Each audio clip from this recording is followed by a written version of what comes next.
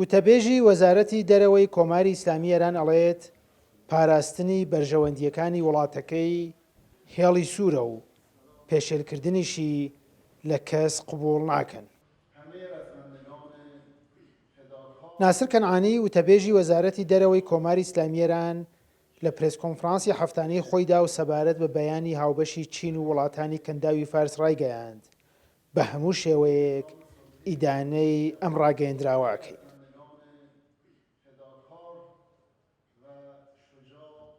در ارتباط با جزایر سگانه ایرانی ئێمە هەر جۆرە بابەتێکی ناڕەواکە لە ڕاگەیەنراوی کۆبوونەوەی چلووسەی وڵاتانی کەنداوی فارس و چین هاتووە ئیدانە دەکەین. بابەتە پەیوەندیدارەکان لەگەڵ بەرنامەی ئەتۆمی ئێران و دەستێوەردان لە کاروباری ناوخۆی ئێران ئیدانە دەکەین. سەبارەت بە دوورگە ئێرانیەکانی کەنداوی فارسیش تاکید دەکەینەوە ئەو دوورگانە بەشێکی هەمووشەیی خاکی ئێرانن و باسکردنی دەستێوەردانە لە بابەت و کاروباری ناوخۆیمان و هەر کەسێک باسی بکات ئیدانەی دەکەین. ئیزن بە کەس نادەین دەست بخاتە ناو کاروباری ناوخۆیمانەوە لەسەر خاک و وڵاتمان قسەیەک بکات.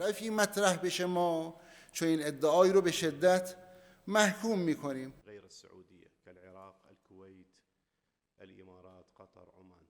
وتەبێژی وەزارەتی دەرەوەی کۆماری ئیسلامی ئێران هەروەها سەبارەت بە ئەو وڵاتانەی گەمارۆیان دژی ئێران ڕاگەیاندووە باسی لە وەڵام و دژکردەوە کرد و ڕایگەیاند وڵاتەکەی لە ئەمڕۆوە کۆمەڵێک گەمارۆ دژی چەند ناوەند و کەسایەتی یەکێتی ئوروپا و بەریتانیا ڕاگەیەنێت. ما هیچ گونه مداخله و اقدام مداخله جویانه در هەر جۆرە هەنگاوێک کە دەستخستنە ناو کاروبارمان بێت قوبوڵکراو نییە. سەبارەت بە هەنگاوە نەرێنەکانی چەند وڵاتێک ئێمە وەڵامی تایبەتمان دەبێت. بۆیە لەو چوارچەوەیەدا گەمارومان بەسەر کۆمەڵێک ناوەند و کەسایەتی ئەوروپا و بەریتانیان ڕاگەیاند. کۆماری ئیسلامی ئێران ناچێتە ژێر کاریگەری ئەو گوشارانەوە کە ئامانجیان وەرگرتنی ئیمتیازە لە ئێران.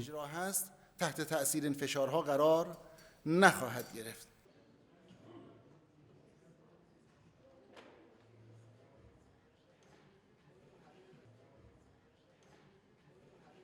وتەبێژی وەزارەتی دەرەوەی کۆماری ئیسلامی ئێران ئەڵێت هەر جۆرە دەستوەردانێک لە کاروباری ناوخۆی ئێران و هەروەها هەر جۆرە هەڕەشەیەک بۆ یەکپارچەیی خاکی وڵاتەکەی بە توندی وەڵام ئەدرێتەوە و ئەو پرسیارەشی لای کارناسان و چاودێران دروست کردووە کە ئایا ئەو هەڵوێستەی ئەم دوایی وڵاتی چین وەڵامی تونتری ئێرانی بە دواوە ئەبێت یان نا.